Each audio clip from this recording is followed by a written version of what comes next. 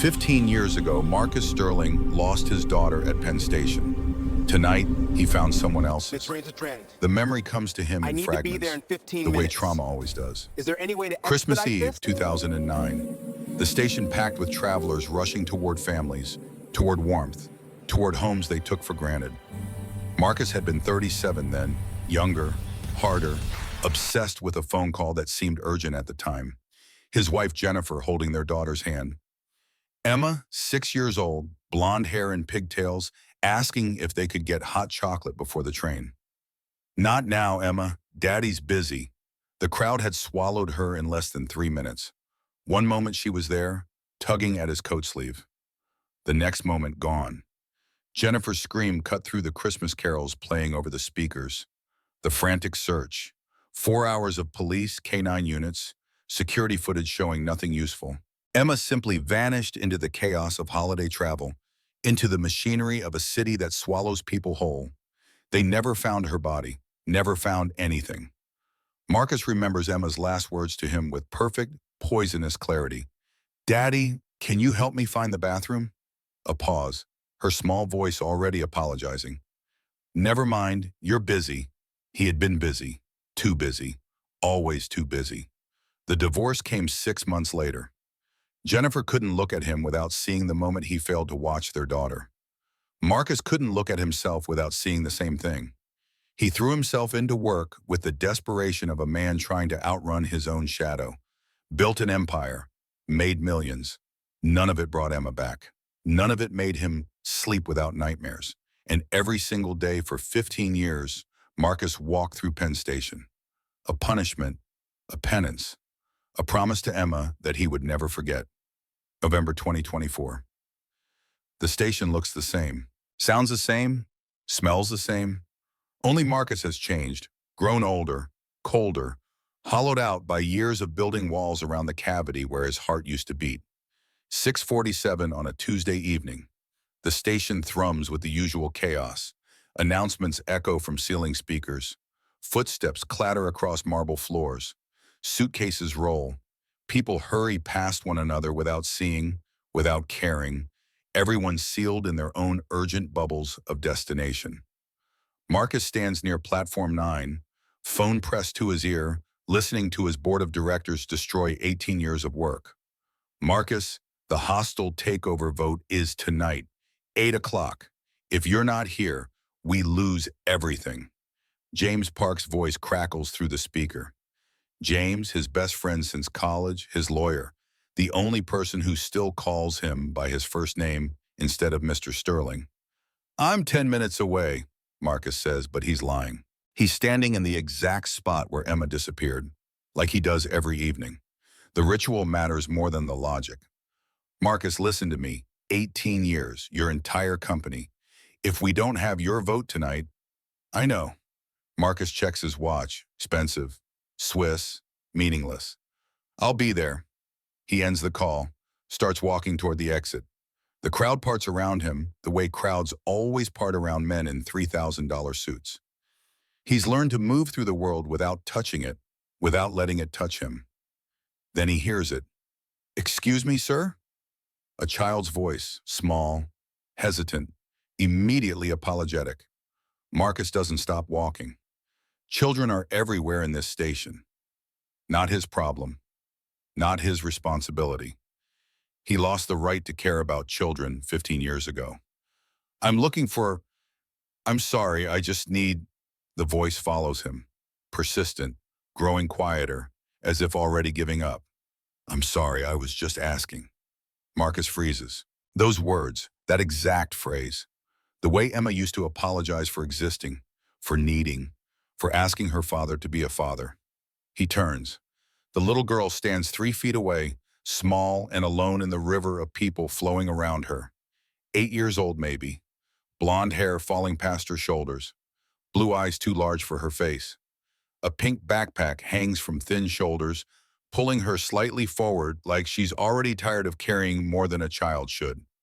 She wears a white dress, wrinkled and too thin for November.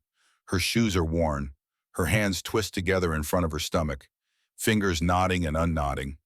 When she sees Marcus looking at her, she takes a step back, not forward. Back. "I'm sorry," she says again. "I didn't mean to bother you." Marcus stares at her. The noise of the station fades to static. He sees Emma. Not this girl. Emma, 6 years old, asking for help he never gave. "What do you need?" The words come out rougher than he intends. The girl's eyes widen slightly. Surprise. As if kindness is unexpected. "I need to find my mom."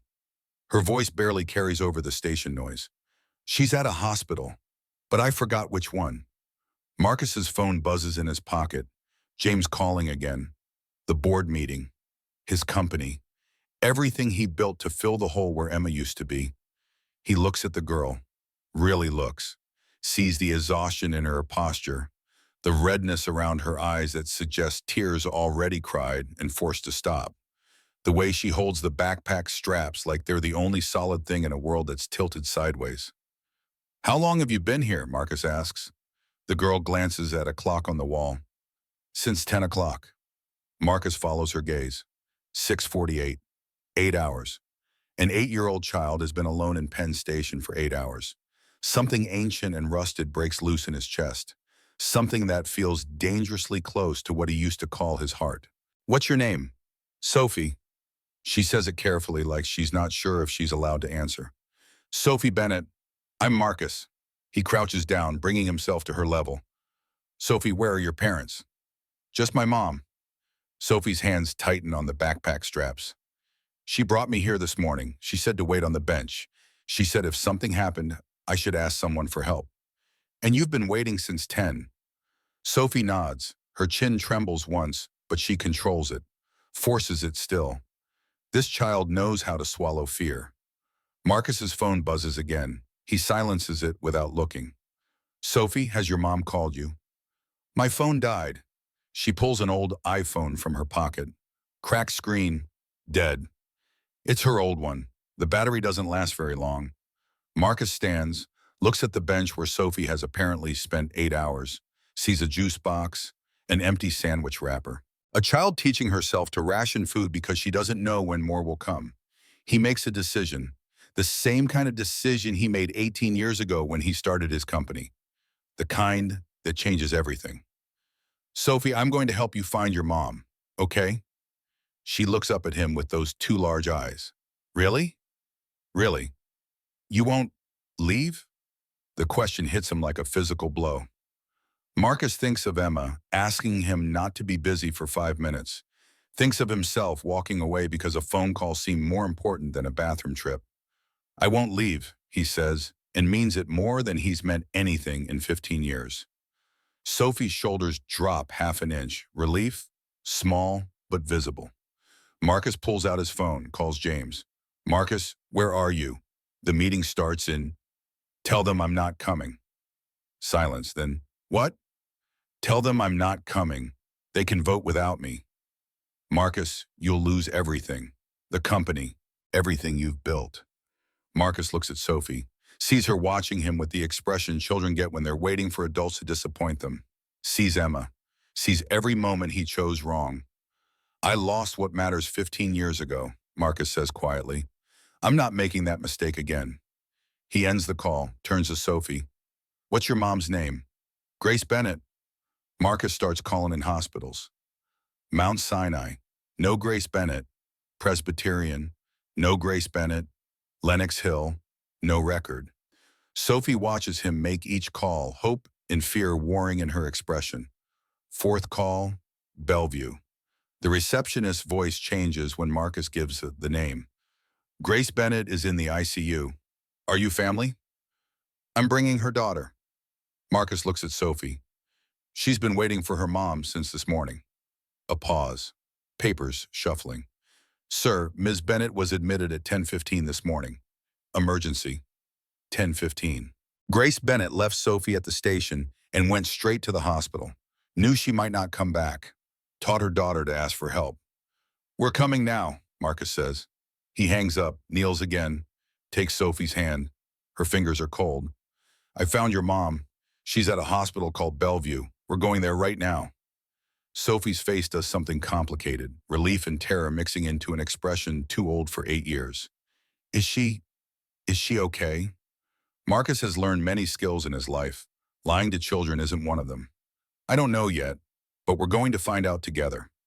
Sophie nods, doesn't cry, doesn't break, just holds his hand a little tighter. They walk through the station together. Marcus matches his pace to her shorter legs, feels the smallness of her hand in his, feels the weight of choosing right this time. Finally, after 15 years of choosing wrong. At the exit, cold November air hits them. Sophie shivers. She has no coat, just the thin white dress. Marcus shrugs off his overcoat. Black cashmere. Probably cost more than Sophie's family makes in a month. He drapes it around her shoulders. It swallows her. The sleeves hang past her hands, but she pulls it close and the shivering stops. Thank you, she whispers. You don't have to thank me for being warm. They find a taxi. Marcus gives the address. Sophie sits very still beside him, hands folded in her lap, watching the city slide past the windows. The lights of New York blur into rivers of gold and white. Have you eaten today? Marcus asks. Sophie hesitates. Mom gave me a sandwich this morning. Did you eat it? Half? Why only half? In case she was hungry when she came back. Marcus closes his eyes for a moment, opens them, sees a 24-hour diner sliding past the window. Driver, stop here. The taxi pulls over. Marcus takes Sophie into the diner. Fluorescent lights, red vinyl booths, the smell of coffee and frying bacon. He orders hot chocolate and a grilled cheese sandwich. Sophie stares at the food when it arrives like she's not sure it's real. Eat, Marcus says gently. All of it. She picks up the sandwich, takes a small bite, then another. Then she's eating like she hasn't had a real meal in days, which she probably hasn't. Marcus watches her eat and feels something reshaping inside him. The walls he built around Emma's absence developing cracks. Light getting in. Sophie, how long has your mom been sick? Sophie swallows. She got tired a lot, started a few months ago, then she got more tired, then she stopped going to work. What does your mom do? She's a nurse at a clinic. A nurse, someone who spends her life caring for others, who taught her daughter to be brave enough to ask strangers for help, who knew she might not make it back from the hospital. Do you have other family? Marcus asks. Grandparents? Aunts or uncles? Sophie's face clouds. Mom's sister, Aunt Vanessa, but Mom says we don't talk to her anymore. Why not? They had a fight about Grandpa. He died and left Mom some money. Aunt Vanessa was mad. Red flags rise in Marcus's mind. Money, family fights, a dying mother and a child with inheritance. Has your aunt tried to contact you? She called Mom a few times. Mom didn't answer. The taxi arrives at Bellevue. The hospital rises before them, concrete and glass, in the peculiar sadness that buildings full of suffering always carry. Sophie stops at the entrance, frozen. The automatic doors open and close, waiting. I'm scared, she whispers. Marcus kneels, takes both her hands. Being scared is okay, but I'm here, and I'm not leaving. Do you believe me? Sophie studies his face, searching for lies. For the moment, adults always disappoint. She must find something true because she nods. I believe you. They walk inside together. The emergency room smells like antiseptic and fear. Marcus approaches the desk, explains they're here for Grace Bennett. The nurse's expression changes, softens, saddens. Room 12, ICU. I'll call up. They take an elevator. Sophie holds Marcus's hand so tightly his fingers go numb. Neither of them mentions it. The ICU floor is quieter than the ER. Hushed. The kind of quiet that comes from being close to death. A doctor meets them. Dr. Helen Rodriguez, according to her badge, 40-something. Tired eyes, kind mouth. You're here for Grace Bennett? I'm Marcus Sterling. This is her daughter, Sophie. I found her at Penn Station. She's been alone since this morning. Rodriguez's expression flashes with anger. Not at them, at circumstance, at systems that fail. Sophie has been alone this whole time? Grace left her there, told her to wait, to ask for help if needed. Rodriguez looks at Sophie with something like awe. You are a very brave girl. Sophie doesn't respond. She's staring at a door marked 12. Can I see my mom? De Rodriguez hesitates, looks at Marcus. He sees the truth in her face before she speaks it. Sophie, your mom is very sick. She has cancer. She came here this morning because she collapsed. We're doing everything we can. But she'll be okay? Sophie's voice is so small, so full of hope that's already learning to die. Dr. Rodriguez kneels, puts a hand on Sophie's shoulder. I don't know, sweetheart. The cancer is very advanced. We're trying. Sophie processes this. Marcus watches her face, sees her taking information too heavy for 8 years and forcing herself to carry it anyway. Can I see her? Sophie asks again. Yes, but she's very tired, and there are a lot of tubes and machines. It might look scary. I'm already scared, Sophie says. I want to see my mom. De Rodriguez stands, opens the door to room 12. The woman in the bed looks younger than Marcus expected. 34, maybe 35. Grace Bennett, who taught her daughter bravery and got cancer as a reward.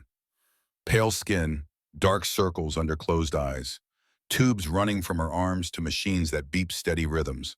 Sophie walks to the bedside, climbs onto a chair, takes her mother's hand with infinite care. Mommy, I'm here. Grace's eyes flutter open. Focus, see Sophie. Tears immediately spill down her cheeks. Sophie. Her voice is a whisper. Broken glass. Baby. I waited like you said, at the bench. I know. Grace's hand moves incredibly slowly to touch Sophie's hair. I'm so sorry. It's okay, this man helped me, Marcus. Grace's eyes find him for the first time.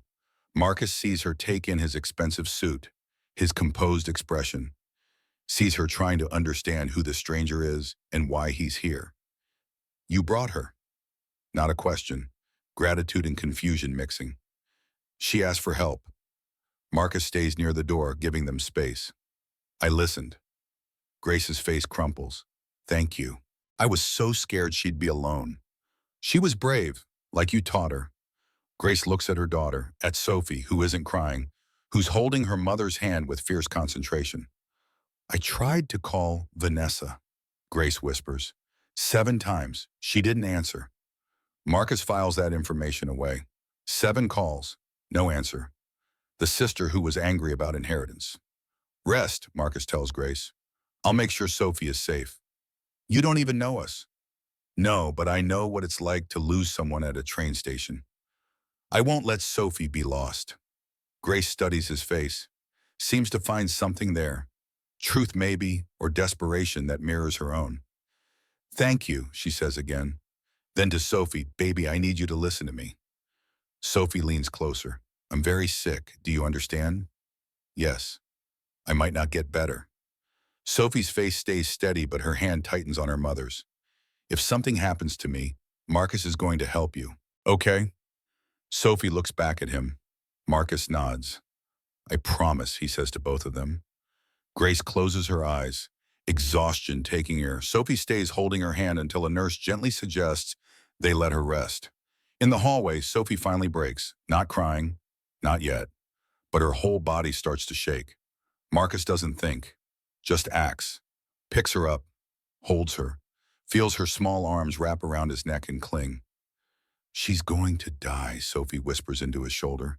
Isn't she? Marcus could lie, should lie probably, but this child has already handled too much truth. I don't know, the doctors are trying very hard. But she's really sick. Yes. Sophie pulls back, looks at him with eyes that have aged a decade in one day. Will you really help me? Even if she dies.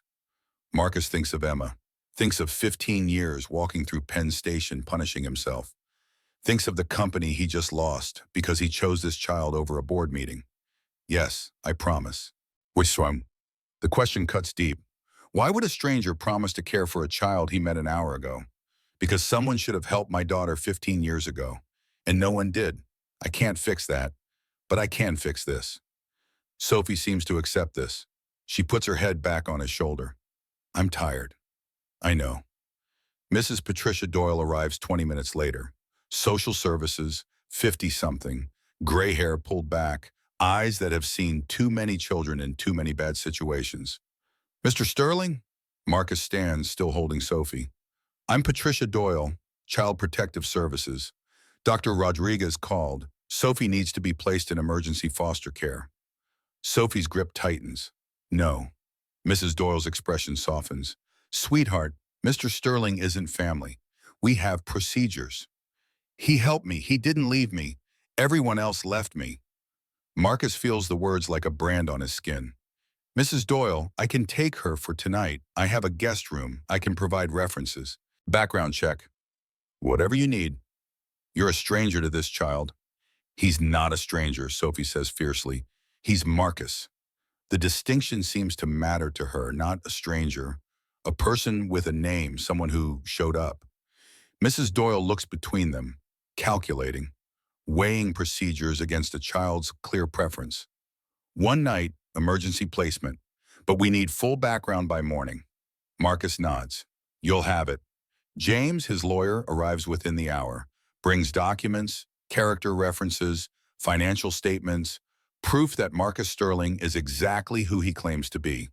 Wealthy, stable, no criminal record, no history of anything except making money and attending board meetings. Mrs. Doyle reviews everything, looks at Sophie, who hasn't let go of Marcus's hand. One night, she says again, tomorrow we reassess. They take another taxi. Sophie's silent beside him. The city at night looks different, softer. Or maybe Marcus is seeing it differently. His penthouse occupies the top floor of a building in Midtown. Glass walls, modern furniture, expensive and empty. Sophie walks through it like a museum, touching nothing. This is where you live? Yes. It's really big. Too big, Marcus admits. I'm the only one here. Don't you have a family? Not anymore. Sophie nods like she understands, like she's joining a club of people whose families are gone.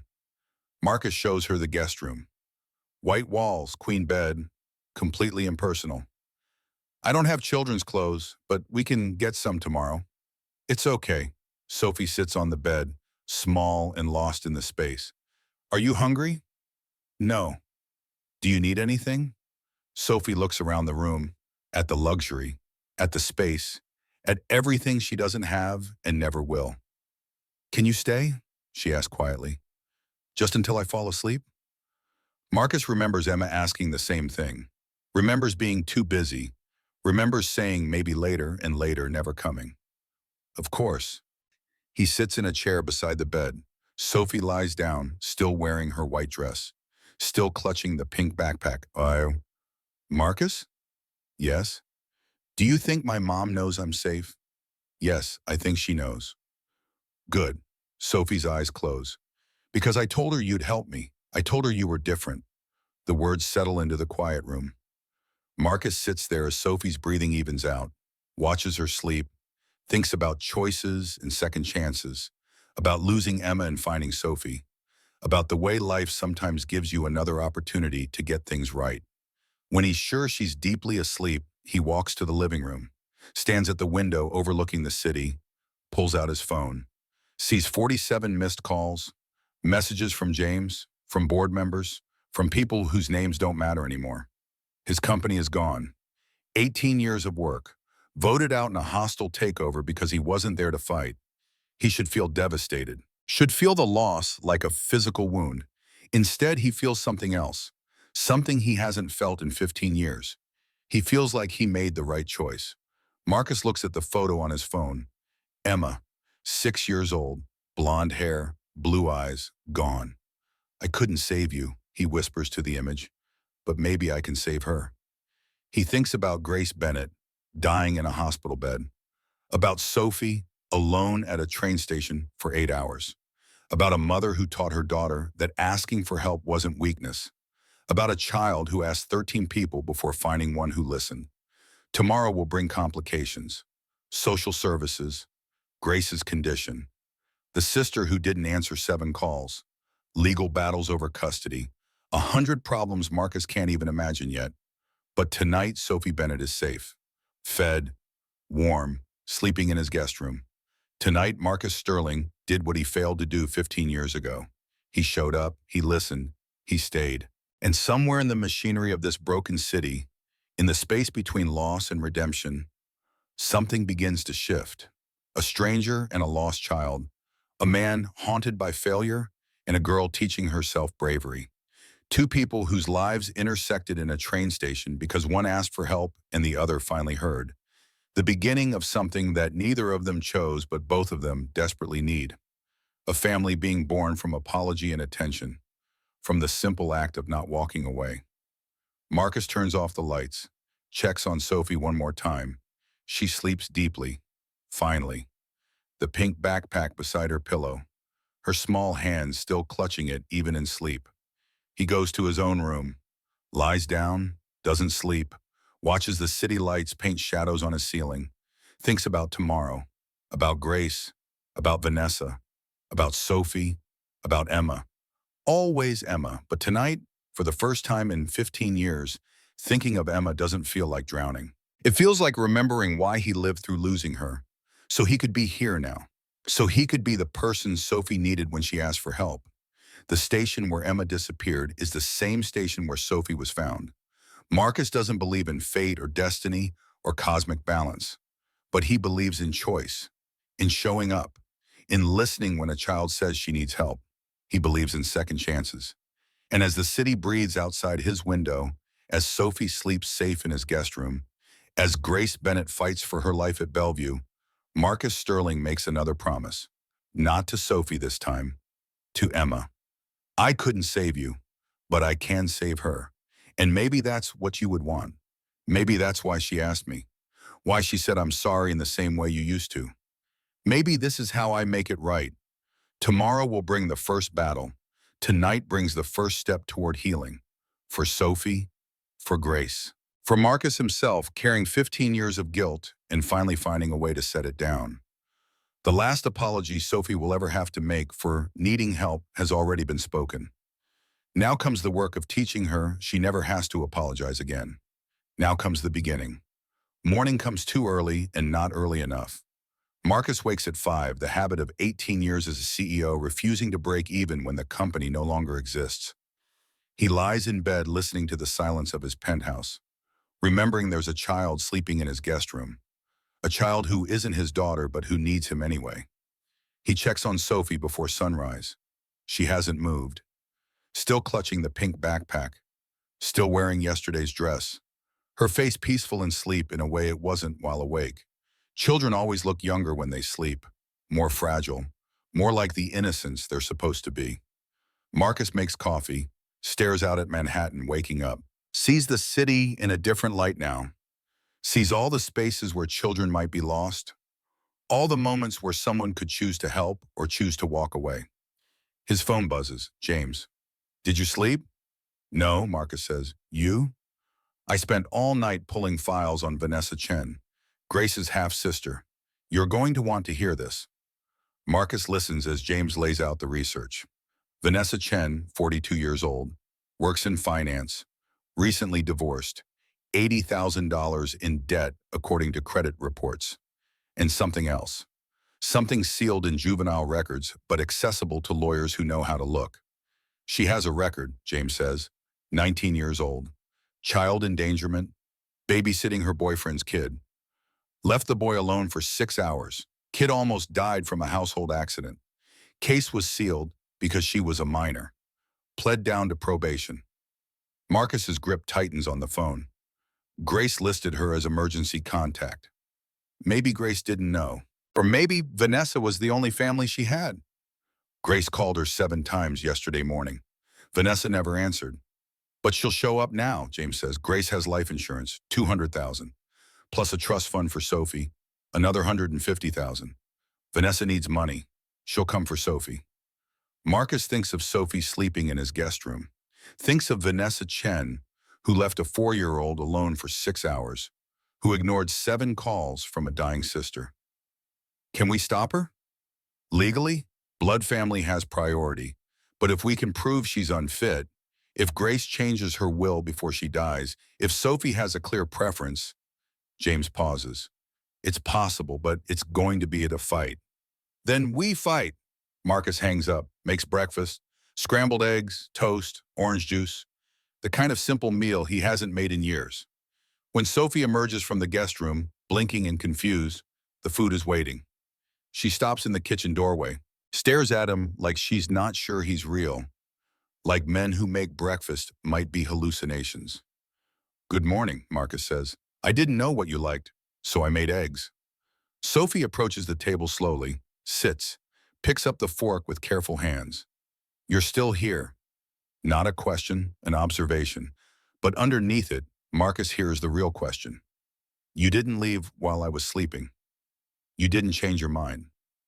I'm still here, and we're going to see your mom this morning. Sophie eats, small bites, like she's rationing again. Marcus sits across from her with his coffee and watches a child teach herself survival skills no 8-year-old should need. Sophie, when was the last time you had a real meal? Before yesterday? She thinks about this. Tuesday, Mom made spaghetti. What day is today? Thursday. 2 days without proper food. Grace probably too sick to cook. Sophie probably trying not to bother her mother by asking. From now on, you eat when you're hungry. You don't have to save food. You don't have to ration, okay? Sophie looks at him with those two large eyes. What if there isn't enough? There will always be enough, I promise. She processes this, eats another bite, then another, learning to trust that the food won't disappear. They arrive at Bellevue at 8. Grace is awake, looks worse than yesterday, the kind of worse that comes from bodies giving up. De Rodriguez meets them in the hallway before they go in. I need to be honest with you. Grace's condition has deteriorated overnight. The cancer is progressing rapidly. Days, maybe a week. Does she know? Yes, she's asking to speak with you, alone. Marcus looks at Sophie. She nods like she understands, like she's already learning that adults need private conversations about her future. A nurse takes Sophie to a waiting room with coloring books and cartoons. Marcus enters room 12 alone. Grace looks diminished. Smaller than yesterday, like dying is a process of subtraction, but her eyes are clear when they find him. You came back. I told you I would. You lost your company last night. James told me. Grace's voice is a whisper. Each word costs something. You gave up everything to help Sophie. Marcus sits in the chair beside her bed. The company was just time and money. Sophie is a child who needed help. Why? Grace asked. Really? Why would a stranger do this? So Marcus tells her about Emma, about Christmas Eve 2009, about the phone call that seemed more important than his daughter, about 15 years of walking through Penn Station as punishment, about building an empire to fill the space where his heart used to be. I couldn't save Emma, he finishes, but when Sophie said I'm sorry, I heard my daughter's voice, and I couldn't walk away. Grace cries silently, tears sliding down pale cheeks. I taught Sophie to ask for help. I was so afraid she'd be alone. She was brave, like you taught her. But I'm dying, and my sister... Grace's face twists with something between grief and rage. Vanessa will come. She'll want custody. Not for Sophie, for the money.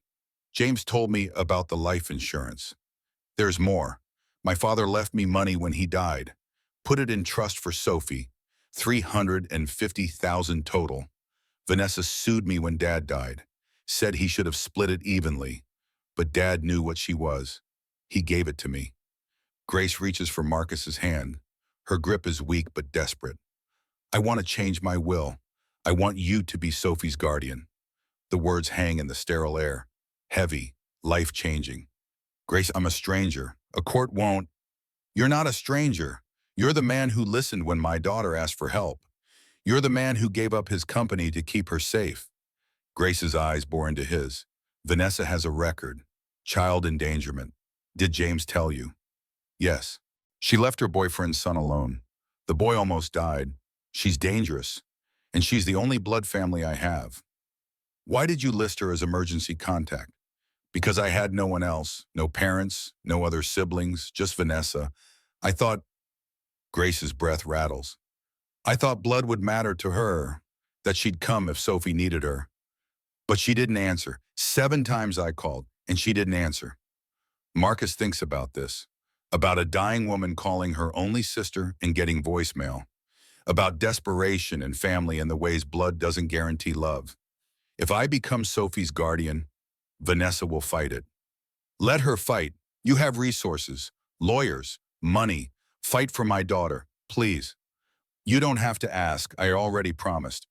Grace closes her eyes, relief washing over features etched with pain. My lawyer is coming this afternoon. I'll change the will. You'll be listed as guardian. Vanessa only gets custody if you decline. I won't decline. I know. Grace opens her eyes again. Marcus, there's something else. Something I need you to understand about Sophie. What? She apologizes for everything. For existing. For needing. For asking. Grace's voice cracks. Her father left when she was 2. Told me I trapped him with a kid. Sophie heard him say it. She spent 6 years thinking she's a burden. Marcus feels something cold and sharp in his chest, understanding clicking into place. Sophie's constant apologies, the way she rationed food, the way she asked 13 people for help and expected them all to say no. I've been teaching her, Grace continues, teaching her that asking for help is strength, that needing people is human. But 6 years of damage takes more than a few lessons to fix. I'll keep teaching her. Promise me you'll teach her she doesn't have to apologize for being alive. I promise, Grace nods, satisfied. Send Sophie in. I need to see my daughter. Marcus finds Sophie in the waiting room. She's drawn a picture, crayon flowers, 3 figures holding hands. He recognizes Grace, recognizes Sophie. The 3rd figure is taller, male.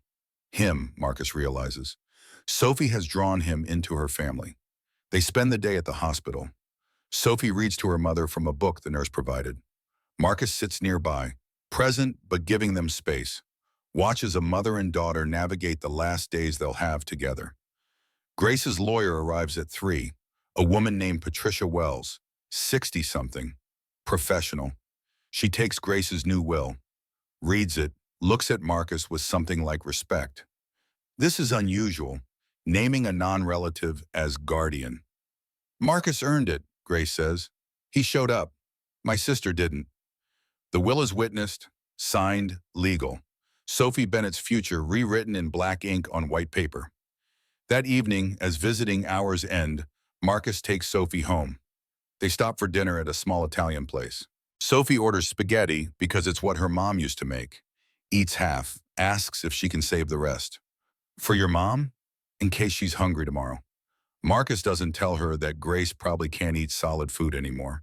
Doesn't shatter the hope that keeps this child functioning. That's thoughtful. We'll bring it tomorrow. At the penthouse, Sophie showers for the first time. Emerges wearing one of Marcus's t-shirts as a nightgown. He's ordered clothes for her online. Rush delivery. Tomorrow she'll have things that fit. Marcus? Yes?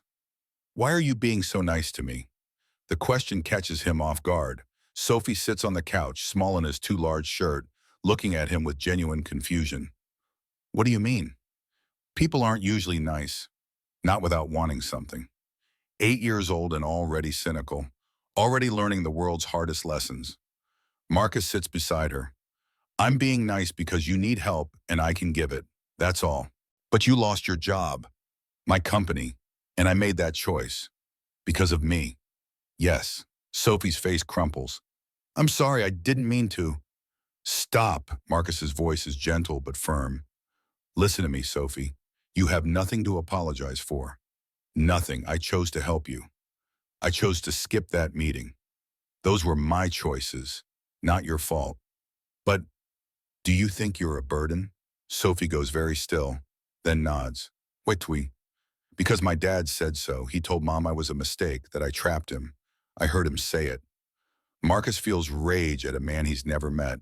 Rage at someone who could make a child feel like an accident. Your father was wrong and cruel. You are not a mistake. You are not a burden. You are a person who deserves to be cared for. But I cause problems.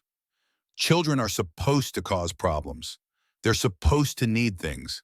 That's what being a child means. Sophie looks at him like he's speaking a foreign language. Like the idea that she's allowed to need things is revolutionary. What if I need too much? There is no such thing as too much. Not when it comes to taking care of you. She processes this. Marcus can see the gears turning. Years of damage weighing against 2 days of kindness. The scale's not balanced yet, but starting to shift. Can I ask you something? Sophie says quietly.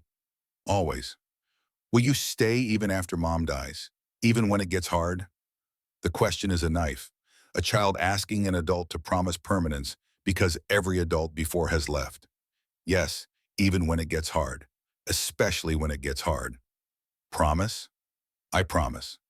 Sophie crawls into his lap, small and trusting and desperately needing someone to be a solid ground. Marcus holds her and feels the weight of the promise settling into his bones. This is a forever choice, not a moment of charity, not a temporary kindness, forever. And he finds, to his surprise, that he's okay with that, more than okay.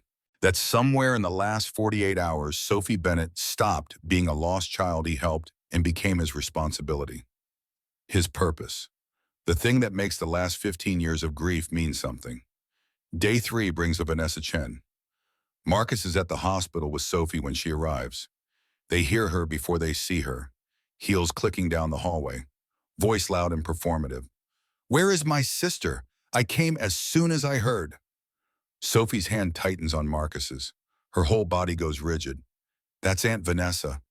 I know. I don't like her. You don't have to like her. You just have to be polite. Vanessa Chen sweeps into the ICU waiting area like she owns it. Designer suit, expensive haircut, the kind of polished appearance that costs money most people don't have. She's attractive in a cold way, all sharp edges and calculated charm. Her eyes find Sophie, flash with something that might be recognition or might be assessment, then find Marcus, linger, taking in his suit, his watch, his obvious wealth. Sophie, oh sweetheart. Vanessa's voice drips with concern that doesn't reach her eyes.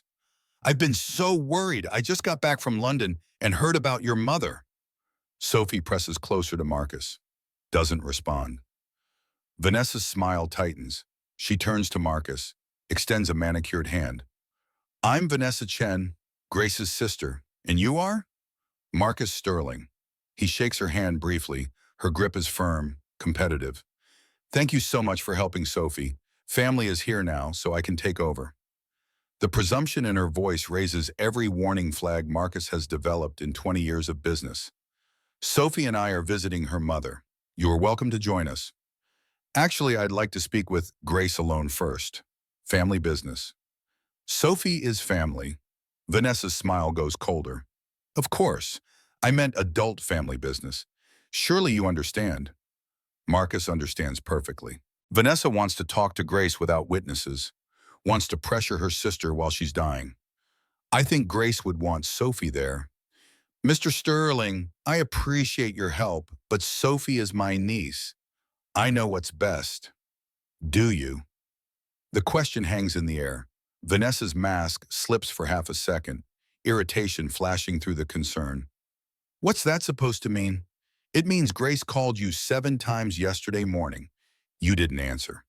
Vanessa's face hardens. I was on a plane, international flight, no service. Your phone has international roaming. Are you investigating me? I'm protecting Sophie. Vanessa laughs, sharp and cold. Protecting her? You're a stranger who picked her up 2 days ago. I'm blood family. Blood family who left her alone at a train station for 8 hours.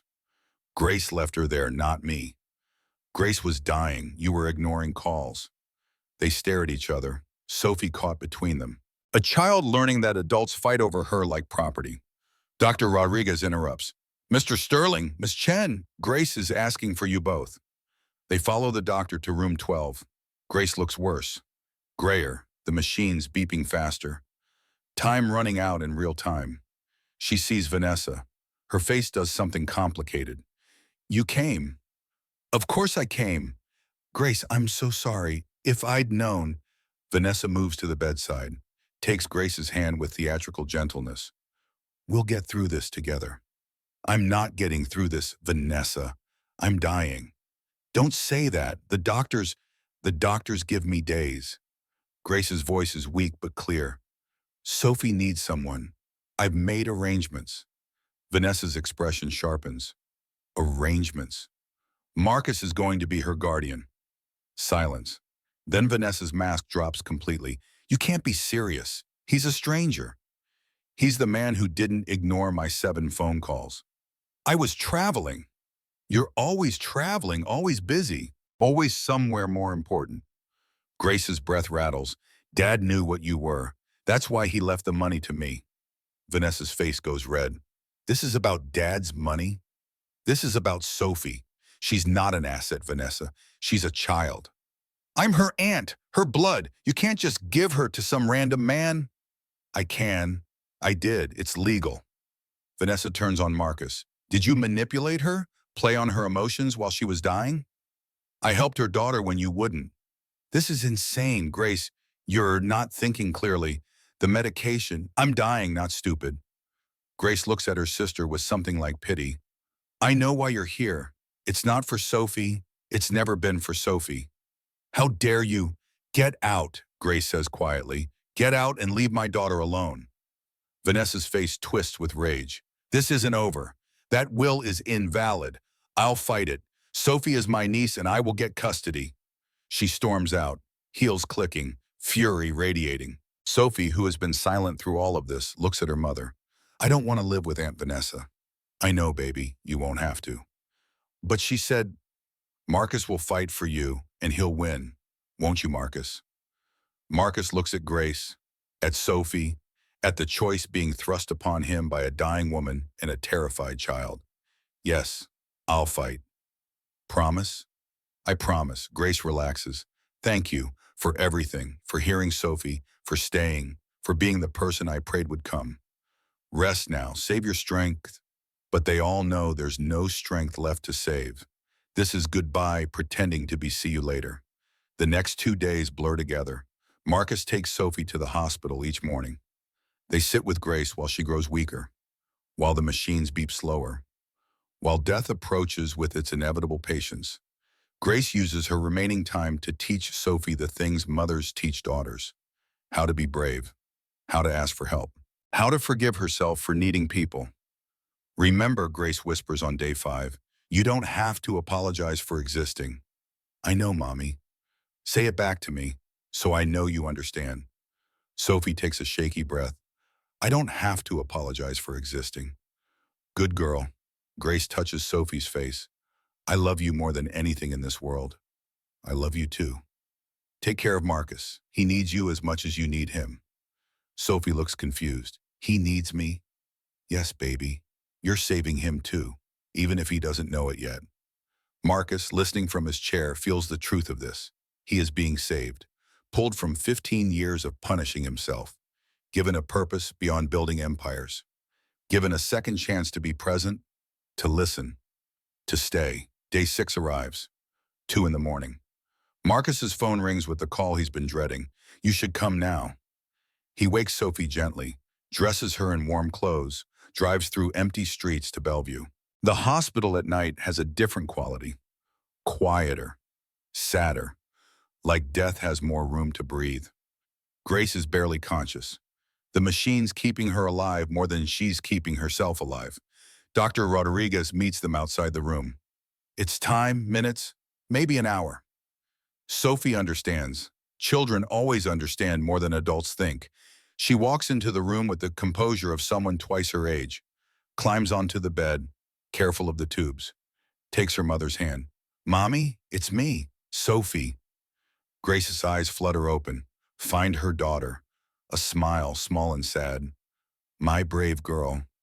I don't feel brave. You are. You asked for help. You saved yourself. I don't want you to go. I know, baby. I don't want to go either. Grace's breath is shallow, each word a struggle. But Marcus will take care of you. I know. Don't be afraid to need him. Don't apologize for asking. I won't. Promise me. I promise. Grace looks past Sophie to Marcus. Thank you for being the miracle I prayed for. Thank you for trusting me with her. You'll keep her safe. Not a question, a statement of faith. Always.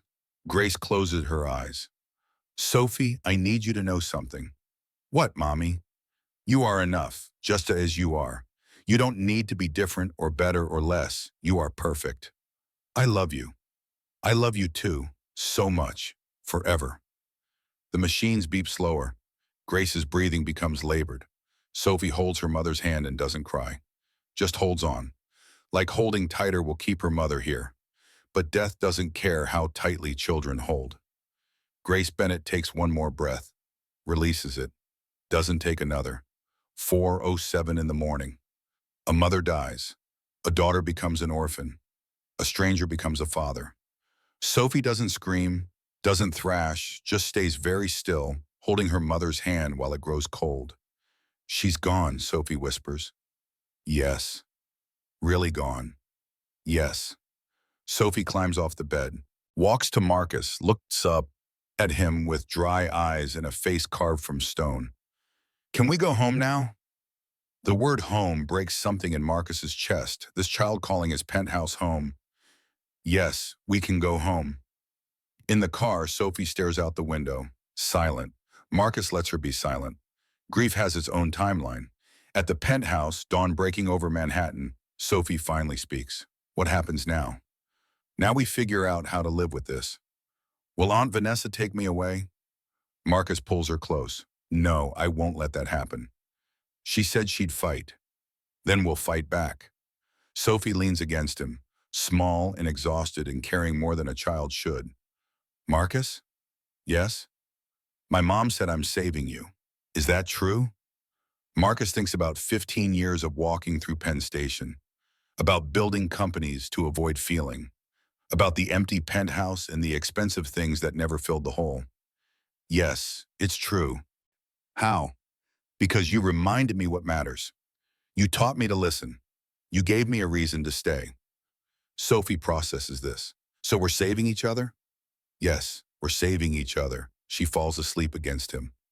Marcus sits there as the sun rises over the city, holds this child who isn't his daughter, but who is his responsibility, his purpose, his second chance. The battles haven't started yet. Vanessa will file for custody. Courts will question a stranger raising a child. Social services will investigate. Nothing is certain except that he promised to fight. And Marcus Sterling has never broken a promise he meant to keep. 2 days after Grace dies, Vanessa makes her move. Mrs. Doyle arrives at the penthouse with papers, court documents. Vanessa has filed for emergency custody, claims Grace was mentally incompetent when she changed her will, claims Marcus manipulated a dying woman, claims blood family should have priority. There's a hearing tomorrow, Mrs. Doyle says. Judge will make a preliminary ruling. Marcus calls James. We need to be ready. I've been preparing since day one. We have Grace's doctor willing to testify she was competent. We have the lawyer who witnessed the will. We have your background check. And Marcus? What? I found Vanessa's sealed record, the child endangerment case. I can get it unsealed. Do it. The hearing happens in family court. Cold fluorescent lights, hard benches, the machinery of justice grinding through human tragedy. Vanessa arrives with an expensive lawyer, sits across the courtroom, looking righteous and wronged. Sophie sits beside Marcus, small in new clothes he bought her, quiet, scared. The judge is a woman named Foster, 60-something, gray hair, eyes that have seen too many custody battles. Vanessa's lawyer speaks first. Your Honor, this is a simple case of blood family rights. Ms. Chen is Sophie Bennett's aunt, the only living relative. She should have custody. Miss Chen ignored 7 emergency calls from her dying sister, James counters, while Sophie sat alone at a train station. Mrs. Chen was traveling for work, with a phone that had international service. The judge looks at Vanessa. Why didn't you answer your sister's calls? Vanessa puts on her concerned face. I was on a plane, Your Honor. I came immediately when I landed. 24 hours later. I came as soon as I could. James stands. Your Honor, I have evidence that Miss Chen has a history of child endangerment. Vanessa's lawyer objects. That record is sealed. I'm petitioning to unseal it. The safety of a child is at stake. The judge reviews the petition, grants it. Vanessa's sealed record becomes part of the case. James presents the details. 19-year-old Vanessa babysitting her boyfriend's son, leaving a 4-year-old alone for 6 hours. The child nearly dying. The charges pled down because she was a minor. That was 23 years ago. Vanessa protests, I was a teenager. You left a child alone, James says, just like you left Sophie alone by not answering calls. I didn't know. You chose not to know. The judge reviews documents. Grace's will, the doctor's testimony that Grace was competent, Marcus's background check, Sophie's preference. I'd like to speak with Sophie in chambers. They take Sophie into a private office, just her and the judge. Marcus waits outside, hands clenched, praying that Sophie can articulate what she needs. 15 minutes later, they emerge. Sophie's eyes find Marcus immediately. She walks to him, takes his hand. The judge returns to the bench. This court has reviewed all evidence and spoken with the child. While blood relation is significant, it's not the only factor. Ms. Chen's history of child endangerment, combined with her absence during a family crisis, is concerning. Vanessa stands. Your Honor, please. Mr. Sterling has demonstrated consistent care and commitment. Grace Bennett was competent when she changed her will. Sophie has expressed a clear preference. Marcus holds his breath. Temporary custody is granted to Marcus Sterling. Full hearing in 14 days. The gavel falls. Temporary victory. Vanessa's face twists with rage. She storms past them, hissing at Marcus. This isn't over. Yes, it is, Marcus says quietly. You lost the moment you didn't answer the phone. Outside the courthouse, Sophie looks up at him. Does this mean I can stay? For now, and if I have anything to say about it, forever. Good. She squeezes his hand, because I don't want to apologize anymore. You don't have to.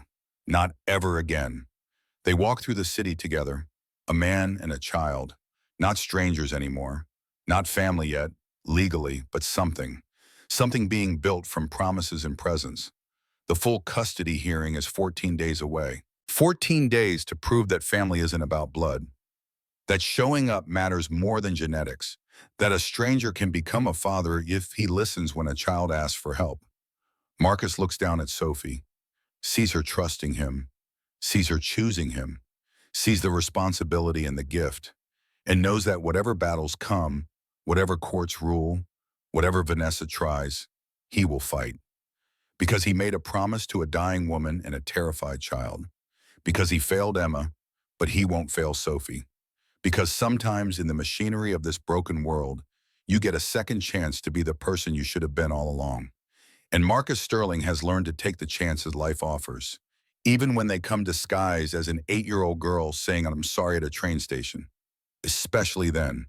3 months pass in the way time passes when you're learning to build a life from broken pieces. Slowly at first, then with gathering momentum.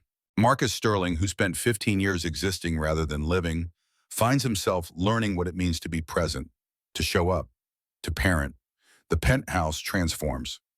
Sophie's room is no longer a guest space but a child's sanctuary, walls painted soft blue at her request, shelves filled with books, a desk for homework, stuffed animals that Marcus bought too many of because he doesn't yet understand moderation when it comes to giving her things.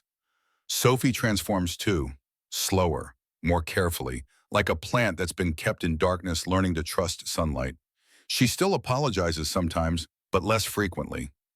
Marcus corrects her gently each time. Each correction matters less than the fact that he's there to give it. Presence, Sophie is learning, speaks louder than words. School helps. Marcus enrolls her in an excellent elementary school near the penthouse.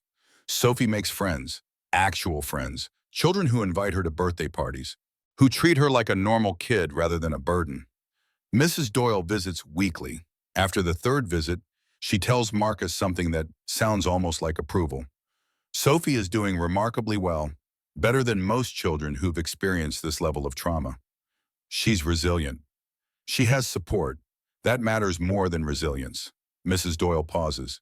The full custody hearing is next week. Are you prepared?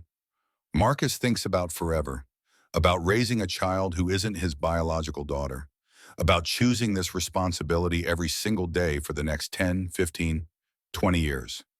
I'm prepared. Good, because Sophie needs forever, not temporary kindness. One afternoon, James stops by with papers, an envelope from the Sterling Investments buyout. The takeover finalized. Your shares were liquidated.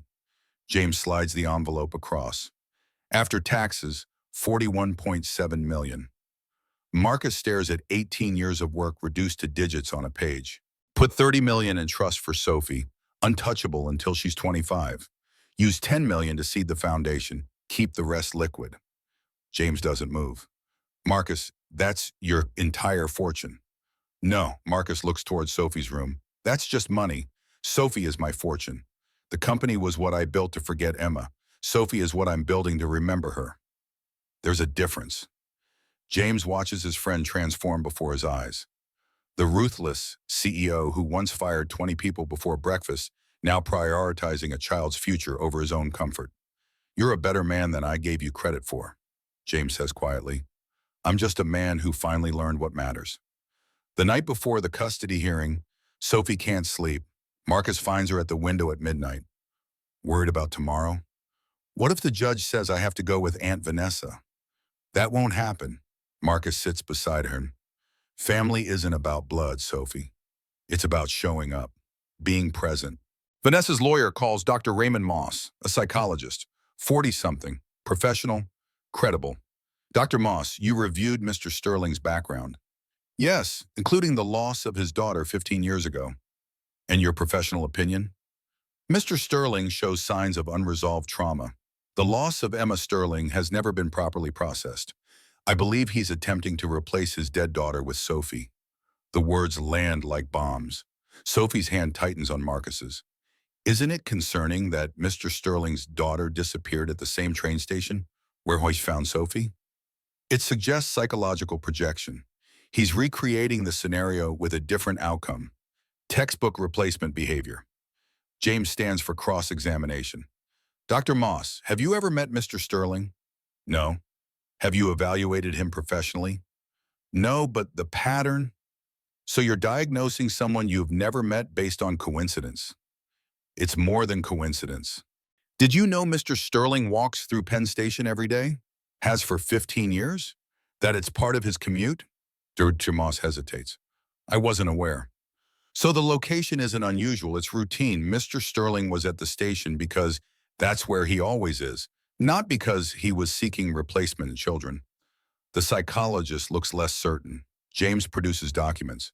Your Honor, I have actual psychological evaluations. From Dr. Lisa Monroe, Sophie's therapist. She's evaluated both Mr. Sterling and Sophie extensively.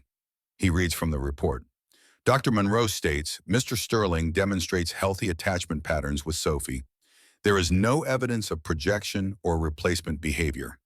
He encourages Sophie's individual identity and does not compare her to his deceased daughter.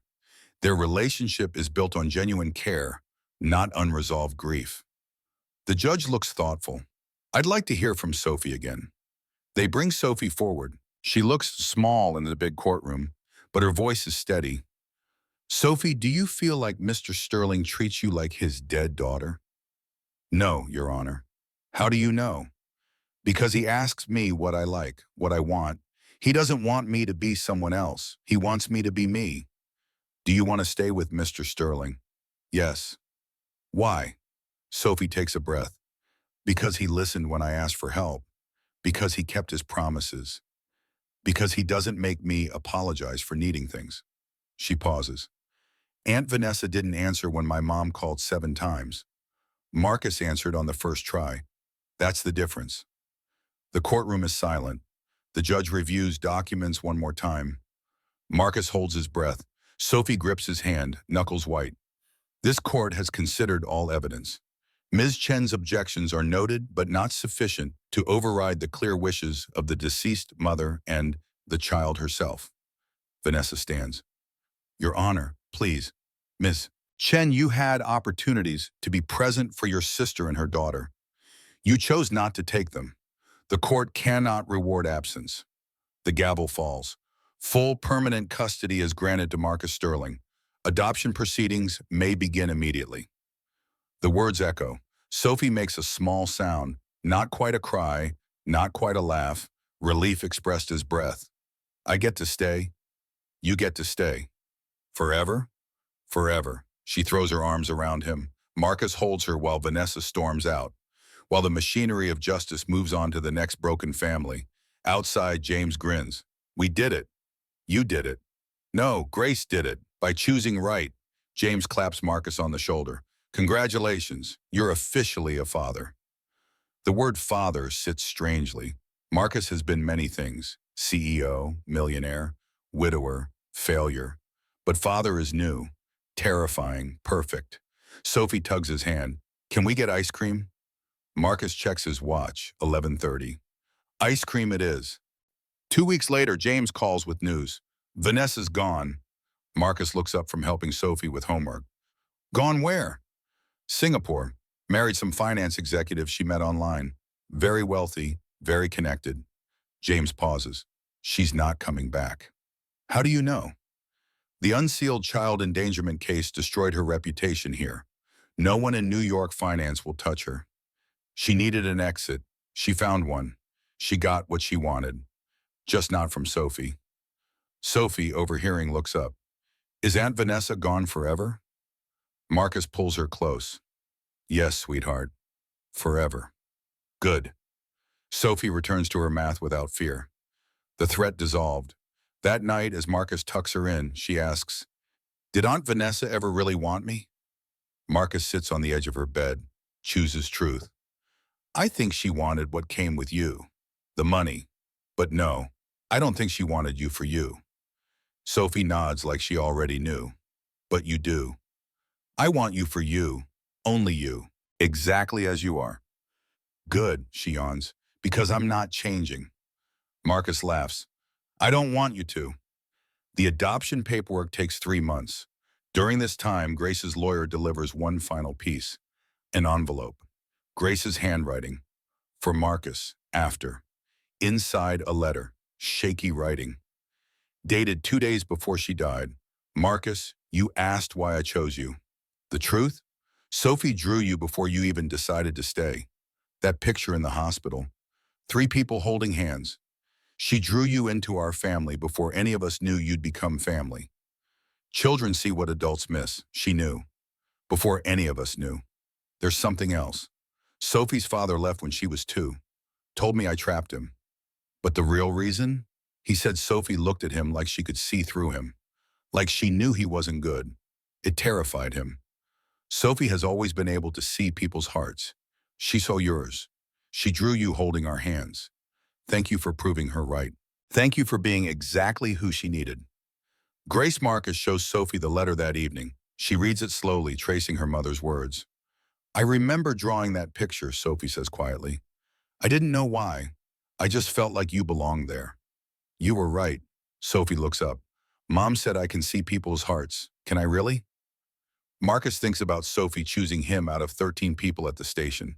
About her immediate distrust of Vanessa. About her certainty when he had none. Yes, I think you can. What does your heart look like? Marcus's throat tightens. I think it was broken for a long time, and I think you're teaching it how to heal. Sophie hugs him, tight, like she's physically holding the pieces together.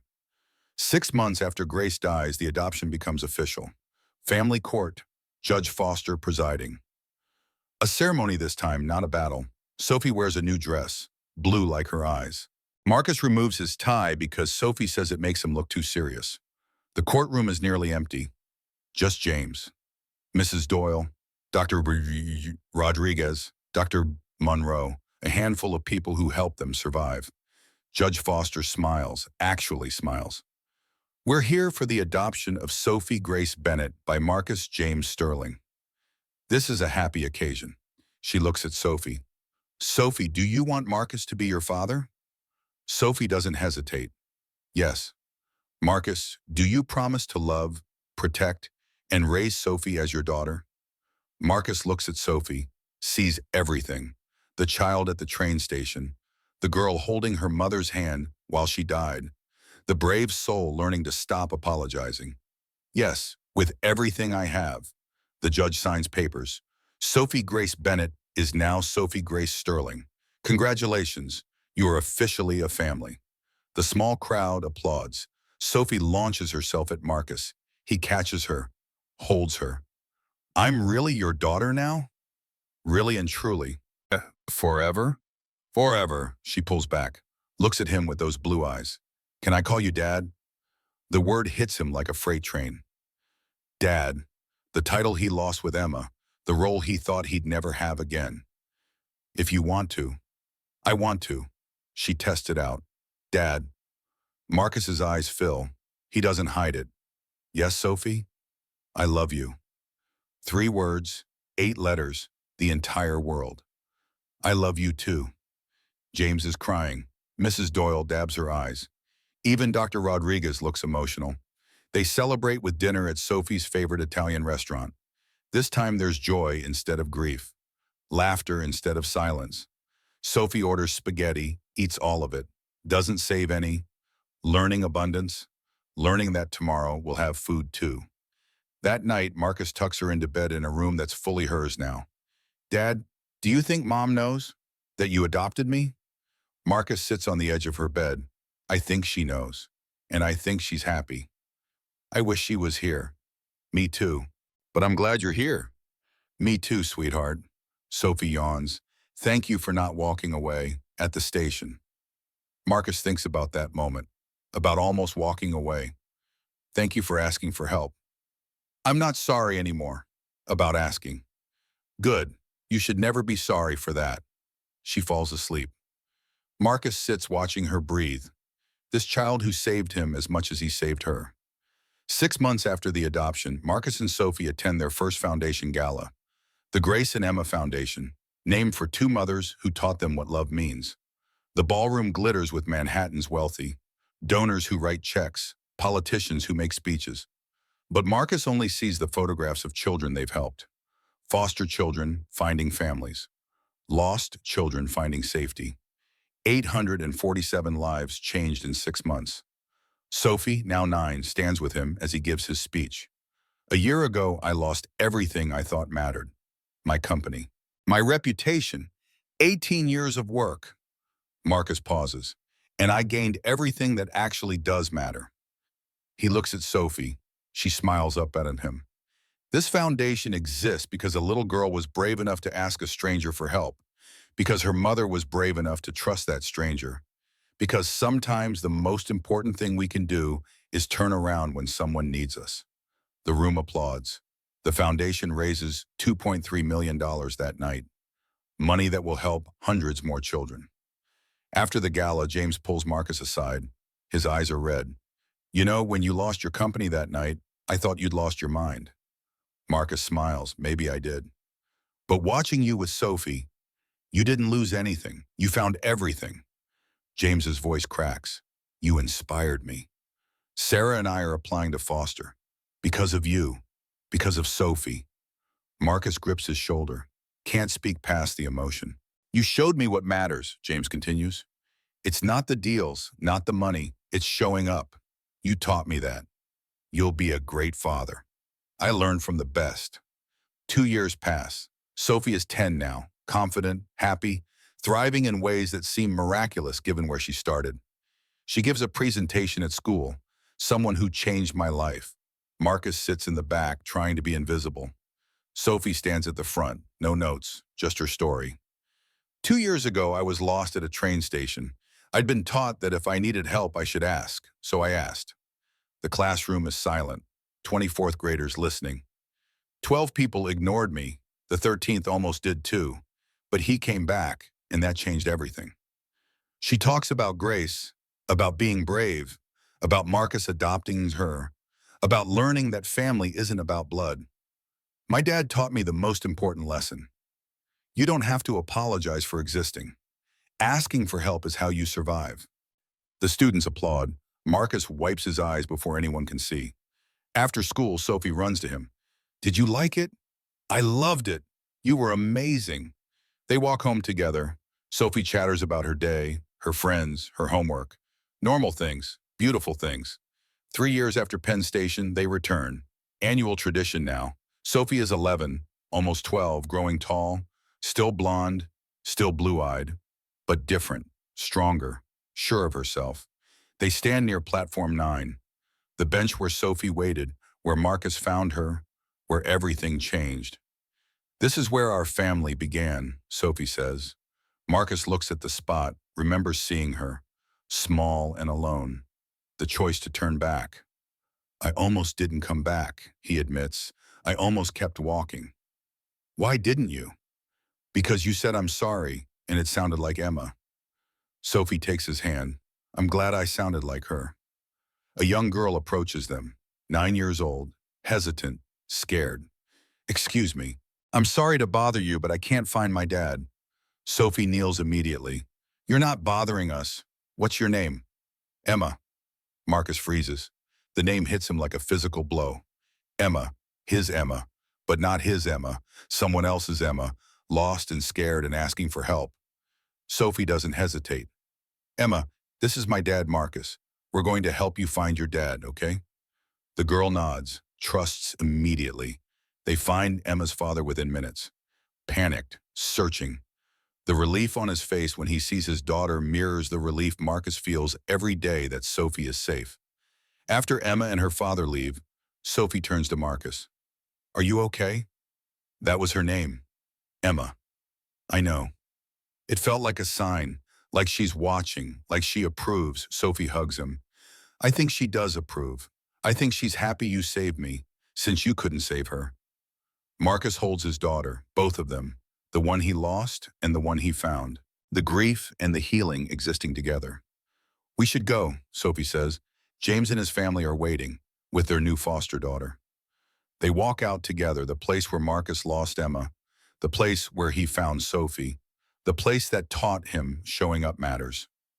5 years after that November evening, Sophie stands at the foundation gala.